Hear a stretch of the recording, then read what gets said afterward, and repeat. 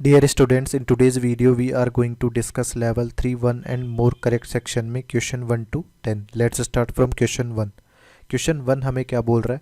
Assign the position of the element having outer electronic configuration. हमारे पास first NS2 NP2 दिया गया और n की वैल्यू 6 दी हुई है, तो यानी हमारे पास ये कॉन्फ़िगरेशन जो हो जाएगा उसको अपन लिख लेते हैं 6S2 6P2.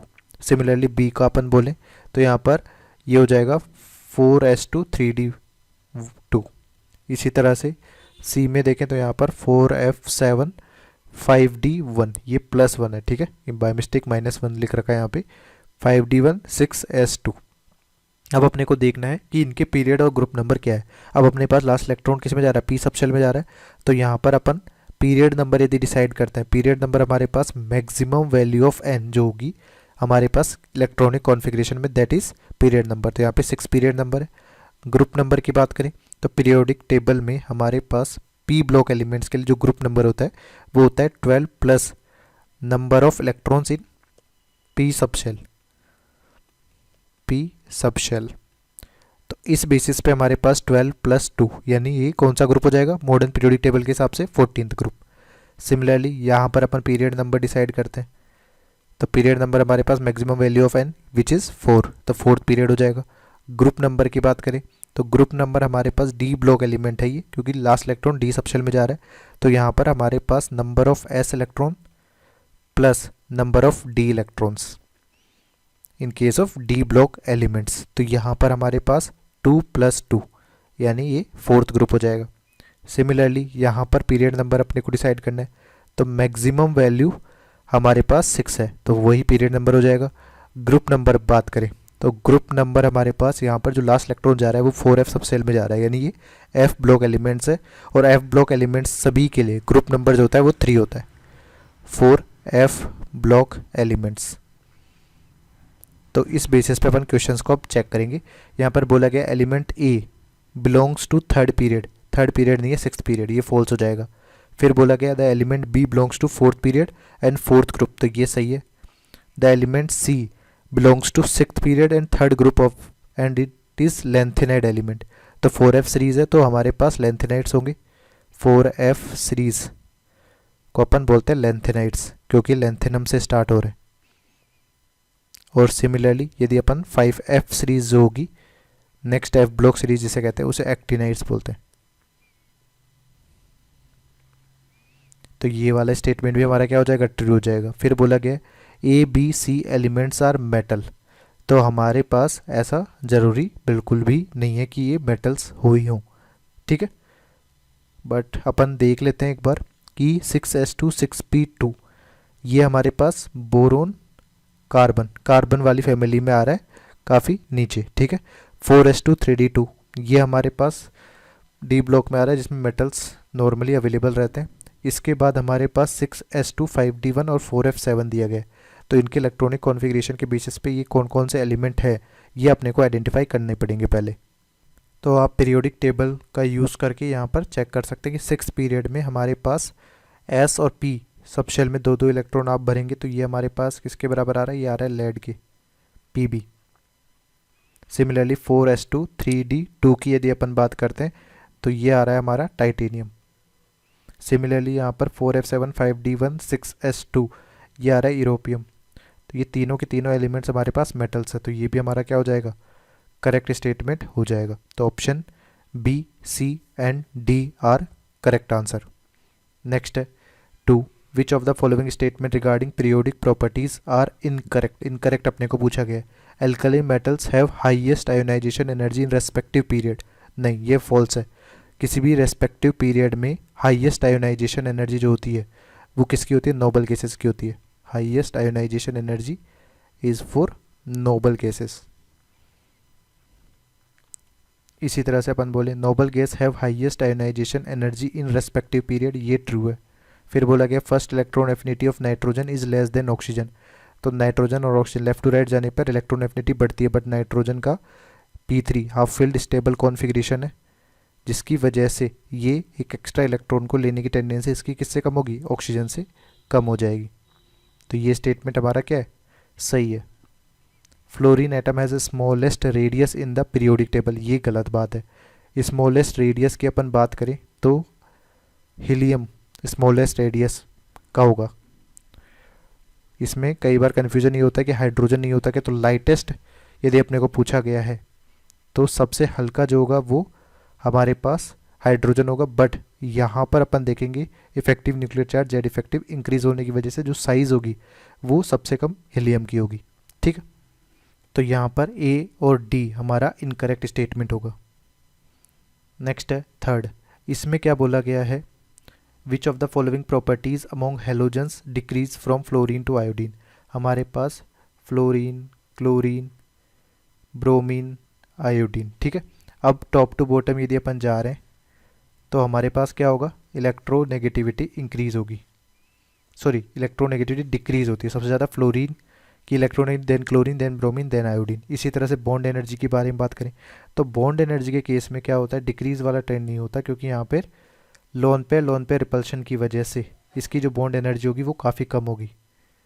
Due to lone pair repulsion bond energy is less. So हमारे पास बॉन्ड एनर्जी का जो करेक्ट ऑर्डर हो जाएगा वो क्या हो जाएगा, यहाँ पर chlorine, then bromine, then fluorine, then iodine. ठीक है, तो डिक्रीजिंग ऑर्डर नहीं है तो ये वाला नहीं होगा। तो यहाँ पर इलेक्ट्रोनेगेटिविटी सही बात है, बॉन्ड एनर्जी का फ्लोरीन से आयोडीन ज़्यादा पर डिक्रीजिंग ट्रेंड ही नहीं होगा। फिर आयोनाइजेशन एनर्जी की बात करें तो टॉप टू बॉटम जाने पे साइज बढ़ने की वजह से आयोनाइजेशन एनर्जी भी क्या होती है, डिक्रीज होती है, तो ये भी सही बात है।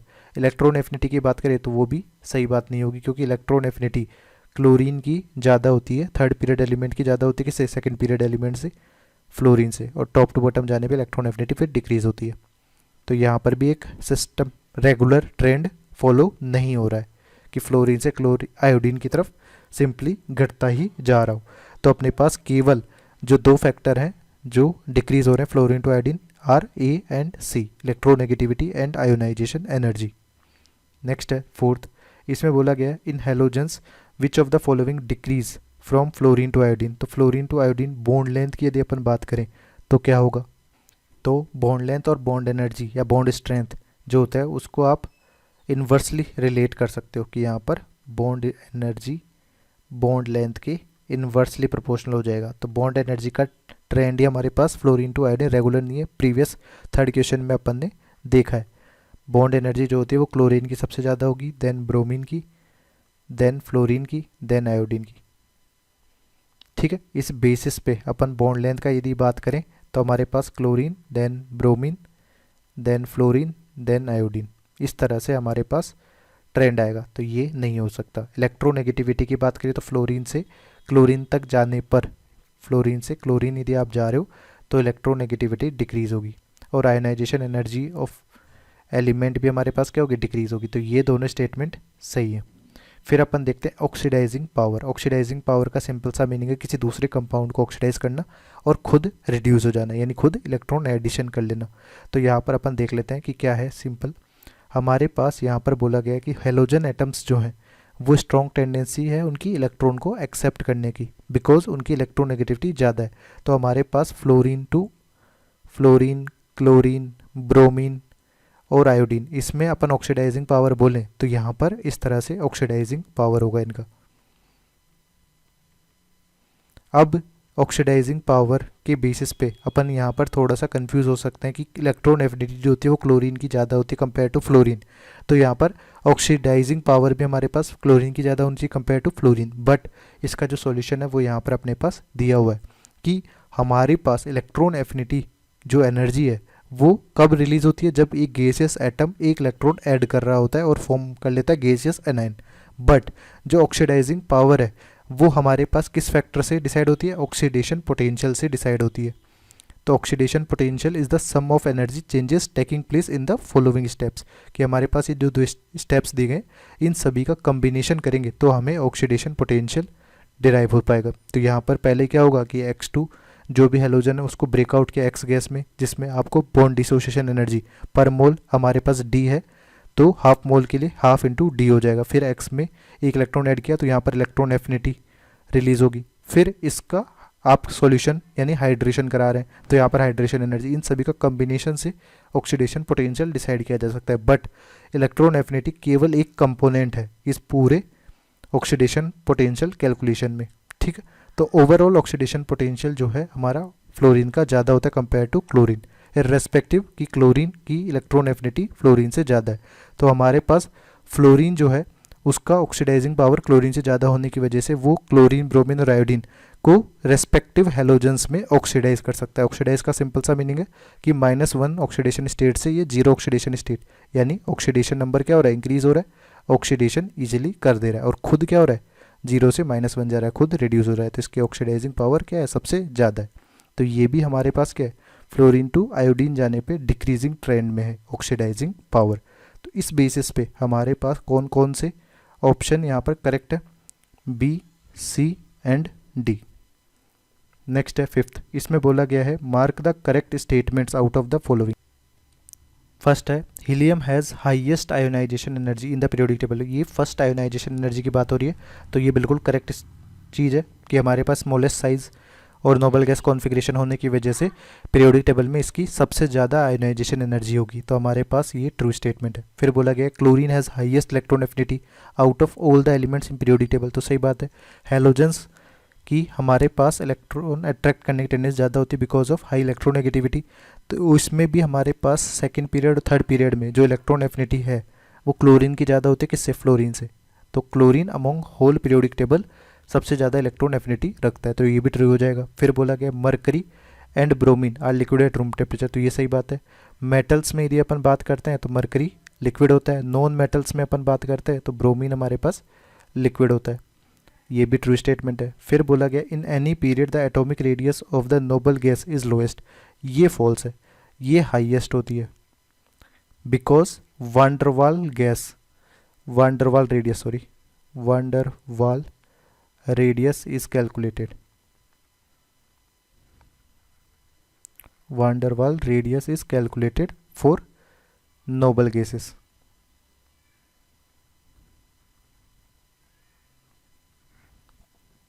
ठीक है, तो ये हमारा फॉल्स स्टेटमेंट हो जाएगा। तो अपने पास करेक्ट स्टेटमेंट जो यहाँ पर होंगे वो होंगे A, B and C. Next है सिक्स्थ, इसमें बोला गया S, T and U are the aqueous chlorides of the elements X, Y and Z respectively, कि हमारे पास एक्स, वाई, जेड एलिमेंट के यदि अपन क्लोराइड्स बनाए तो हमारे पास बनेंगे S, T and U. X, Y and Z are in the same period of the periodic table. U gives a white PPT with NaOH, but this white PPT dissolves as more NaOH is added. When NaOH is added to T, a white PPT forms which does not dissolve when more base is added. तो यहाँ पर कुछ information दी गई है। अब आपको ये element x, Y, Z बताने हैं, तो इसके केसेस, इस तरह के क्वेश्चंस में आपको ऑप्शंस को पहले टैली कर लेना चाहिए कि ऑप्शंस में कुछ हिंट दिया हुआ है क्या। तो यहाँ पर हमारे पास देखिए पहले दिया हुआ द 3 एलिमेंट्स आर मेटल। फिर सी ऑप्शन में देखिए X, Y, Z could be sodium, magnesium, aluminium. ये दो ऑप्शन स्लाइटली मैच कर रहे हैं, इनको अपन इस पर्टिकुलर क्वेश्चन में इंप्लीमेंट करके चेक करेंगे। तो यदि अपन एक्स, वाई, जेड को क्या करते हैं, सोडियम, मैग्नीशियम और एल्यूमिनियम प्री एज्यूम कर लेते हैं, ठीक है। तो हमारे पास सोडियम, मैग्नीशियम, एल्यूमिनियम एक पीरियड में आ रहे हैं। इनके क्लोराइड्स यदि अपन बनाएंगे तो यहाँ पर एस यदि मैं बोलूँ तो ये बन जाएगा NaCl, टी यदि मैं बोलूँ तो ये हमारे पास बन जाएगा MgCl2, और यू अपन बोले तो ये AlCl3 बन जाएगा, ठीक है। अब इन सब के बाद में अपन देखें कि यहाँ पर NaCl जो है उसको NaOH में डिसॉल्व करें, तो यहाँ पर NaCl भी सॉल्यूशन फेज में, NaOH भी सॉल्यूशन फेज में Na+ और Cl- में डिसॉल्व हो जाता है। तो यहाँ पर सिंपली क्या हो रहा है, दो सॉल्यूशंस की इंटरमिक्सिंग हो रही है। Both solutions intermixed are intermixed but no PPT is formed, but no PPT is formed, ठीक है, क्लियर है। इस बेसिस पे अपन दूसरे ऑप्शंस को भी देख लेते हैं। यहाँ पर हमारे पास दिया हुआ है MgCl2। अब MgCl2 को यदि आप NaOH में डिसॉल्व करेंगे तो हमारे पास MgOH का होल ट्वाइस आएगा, मैग्नीशियम हाइड्रोक्साइड प्लस HCl। अब जो मैग्नीशियम हाइड्रोक्साइड होता है ये फर्दर NaOH में डिसॉल्व होगा या नहीं होगा, उसके लिए अपन एक टेबल का यूज़ कर सकते हैं। यहाँ पर हमारे पास देखिए कि completely insoluble hydroxide in water, यहाँ पर मैग्नीशियम हाइड्रोक्साइड है, यानी फर्दर ये हमारे पास यदि NaOH आप ऐड भी करेंगे तो ये जो PPT बन रहा है मैग्नीशियम हाइड्रोक्साइड का, ये डिज़ोल्व नहीं होगा। NaOH फर्दर ऐड करने पे डजंट डिज़ोल्व। बट यही सेम चीज़ अपन एल्यूमिनियम के केस में करें कि AlCl3 यदि NaOH के साथ में रिएक्शन कर रहा है और बन रहा है हमारे पास AlOH का होल थ्राइस।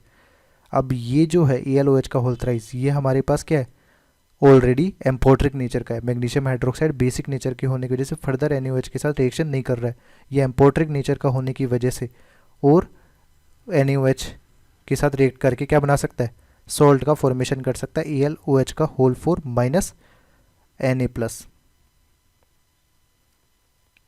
ठीक है, क्लियर है। तो इस बेसिस पे अपन यहाँ पर देखें कि जो भी अपने को क्वेश्चन में बोला गया था वो मैच कर रहा है या नहीं कर रहा है। अपन ने बोला था कि U जो AlCl3 का हमारे पास हाइड्रोक्साइड बनेगा NaOH के साथ रिएक्शन करने पे, और वाइट PPT हमारे पास जो बनेगा वो NaOH में डिसॉल्व हो जाएगा, सॉल्युबल कॉम्प्लेक्स। तो ये सही मैच कर रहा है एल्यूमिनियम के लिए। फिर बोला गया NaOH is added to T a white PPT forms which does not dissolve when more base is added. तो ये भी सही बात है। यहाँ पर ये T है, ये U है, इसके साथ ये हमारे पास जो दिया गया ये S है। तो तीनों ही कंडीशन यहाँ पर फुलफिल हो रही है। इसका मतलब जो अपन ने ये एज्यूम किया है सोडियम मैग्नीशियम एल्यूमिनियम, ये करेक्ट है। तो ये तीनों के तीनों मेटल्स हैं, तो ये भी ट्रू स्टेटमेंट है और ये भी ट्रू स्टेटमेंट है। फिर बोला गया electronegativity decreases from X to Y to Z। तो हमारे पास सोडियम मैग्नीशियम एल्यूमिनियम एक पीरियड में लेफ्ट टू राइट जाने पर हमारी इलेक्ट्रोनेगेटिविटी जो है वो इंक्रीज होती है। ठीक, इस वजह से डिक्रीजिंग ट्रेंड यहाँ पर नहीं होगा, फॉल्स स्टेटमेंट हो जाएगा। फिर बोला गया first ionization increases from X to Y to Z। अब यहाँ पर हमारे पास फर्स्ट आयोनाइजेशन की बात करें तो मैग्नीशियम का S2 कॉन्फिगरेशन होता है, लेफ्ट टू राइट जाने पर आयोनाइजेशन एनर्जी क्या होती है, इंक्रीज होती है।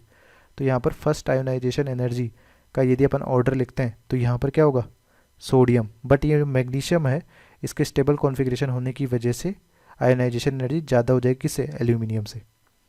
तो अपने पास ये फर्स्ट आयोनाइजेशन एनर्जी का ऑर्डर होगा जो कि अपने पास डायरेक्टली इंक्रीजिंग ट्रेंड में नहीं है। तो ये भी हमारा फॉल्स स्टेटमेंट हो जाएगा। तो करेक्ट स्टेटमेंट यहाँ पर हमारे पास जो जो होंगे वो कौन कौन से होंगे, A and C। Next question 7 है, इसमें बोला गया the diagram below shows parts of the skeleton of the periodic table in which elements are indicated by letters which are not their usual symbol. तो एल्कली मेटल्स हमारे पास group first होता है, यानी जो B एलिमेंट है वो alkali metal है यहाँ पर। An element with the outer configuration D8S2, यानी S2 S ब्लॉक के 2 इलेक्ट्रॉन भर दिए, उसके बाद 8 इलेक्ट्रॉन D सब शेल में, यानी 1 2 3 4 5 6 7 8, यानी यहाँ पर H जो होगा वो D8S2 कॉन्फ़िगरेशन का होगा। फिर लेंथेनाइड्स की बात करें तो 4F सीरीज़ हमारे पास ये है, 5F सीरीज़, 4F सीरीज़ हमारे लेंथेनाइड्स होती है, तो लेंथेनाइड्स हमारे पास हो जाएंगे E। रिप्रेजेंटेटिव एलिमेंट्स हमारे पास होते हैं S and P block elements, S and P block elements except noble gases.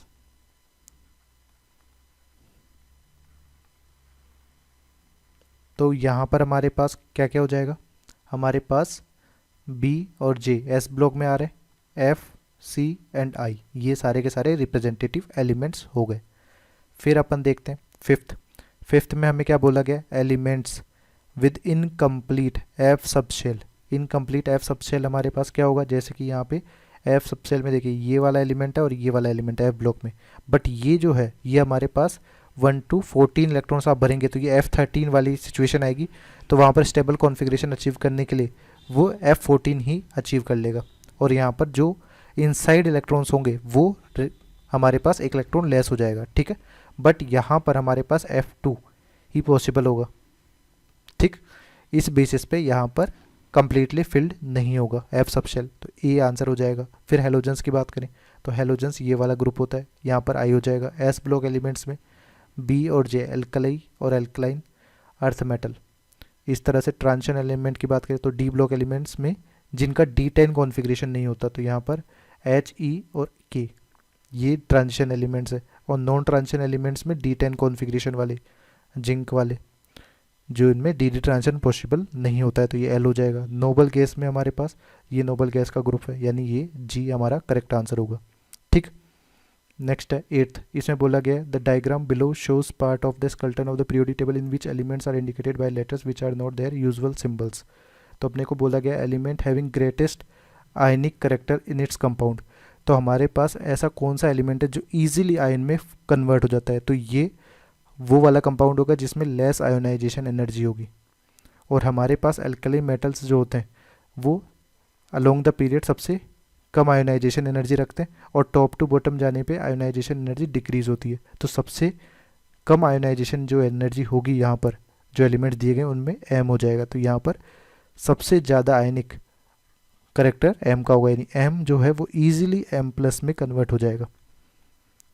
ठीक, इसी तरह से अपन बोले metal cation which is coloured in its aqueous solution. तो डी ब्लॉक एलिमेंट्स जो होते हैं वो मोस्टली कलर्ड कंपाउंड का फॉर्मेशन करते हैं। D block elements formed colored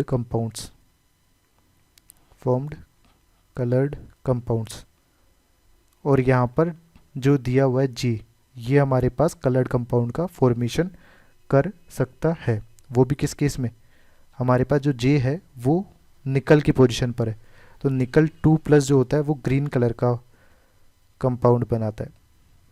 इसी में थर्ड अपन देखें तो थर्ड अपने पास क्या है, element of which carbonate salt is are water soluble. तो हमारे पास except lithium all alkali metal carbonates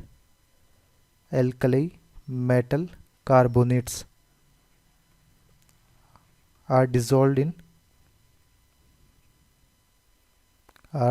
इन वाटर में डिजॉल्व इजीली हो जाते हैं। तो लिथियम हमारे पास जो होगा वो हमारे पास यहाँ पर हाइड्रोजन होगा, यहाँ पे हीलियम होगा, तो यहाँ पर लिथियम हो जाएगा। तो लिथियम को छोड़ देंगे अपन, बाकी जो भी एल्कली मेटल्स वाले हैं उन सबके कार्बोनेट हमारे पास वाटर में सोल्यूबल होगी। तो यहाँ पर H और M हमारे आंसर हो जाएगा। फिर बोला गया which element is mono atomic gas at room temperature, यानी मोनो एटोमिक गैस के फॉर्म में ही कोई एलिमेंट यदि एग्जिस्ट कर रहा है तो ये केवल नोबल गैसेज होते हैं, क्योंकि उनकी रिएक्टिविटी शून्य होती है, वो किसी से रिएक्ट इजीली नहीं करते हैं। तो यहाँ पर T नोबल गैसेज में आ रहा है, तो यहाँ पर टी हमारा करेक्ट आंसर होगा। नेक्स्ट है 9th, इसमें बोला गया answer the following on the basis of modern periodic table. इसमें बोला गया group number of the elements with valence shell ground electronic configuration is NH2 NP5। तो P ब्लॉक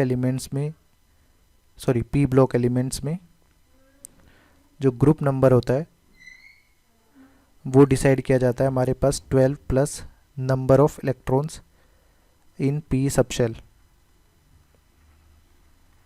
ये ऐसा कर रहे हैं क्योंकि अपन 12 तक तो डी ब्लॉक ही खत्म होता है।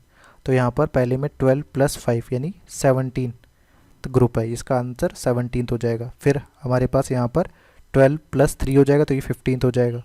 इसमें बोला गया group number of elements have only 3 unpaired electrons, तो ये भी 15 हो जाएगा। एल्कलाइन अर्थ मेटल्स जो होते हैं वो हमारे पास ग्रुप 2 होता है, ये ग्रुप 2 है। इसमें ग्रुप 3A की बात करें तो जो मेंडलीफ का था उसने nomenclature 1st A 2nd A और यहाँ से आपको 3rd A 4th A 5th A, यहाँ पर 6th A और यहाँ पर 7th A और यहाँ पर 8th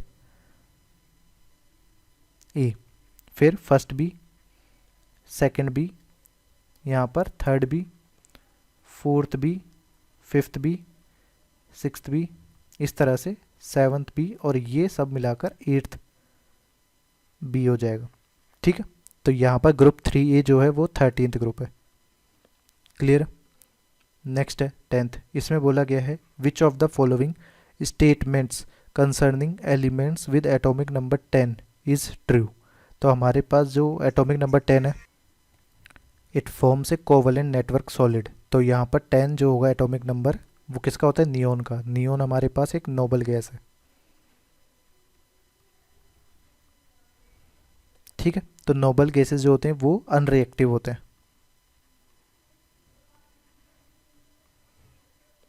तो यहाँ पर it forms a covalent network solid, ये फॉल्स हो जाएगा। एलिमेंट इज मोनोएटॉमिक, नियोन किसी से रिएक्ट ही नहीं करेगा तो मोनोएटॉमिक फॉर्म में रहेगा, ट्रू है। It has almost 0 value of electron affinity, तो ये भी बात सही है क्योंकि स्टेबल कॉन्फ़िगरेशन है S2P6, तो यहाँ पर इलेक्ट्रॉन एफिनिटी जो होगी वो नियरली बराबर होगी 0 के। ठीक है, तो यहाँ पर ये भी हमारा क्या हो जाएगा, ट्रू स्टेटमेंट हो जाएगा। फिर बोला गया it has extremely high value of ionization energy, तो स्टेबल कॉन्फ़िगरेशन होने की वजह से हाई आयोनाइजेशन एनर्जी भी होगी।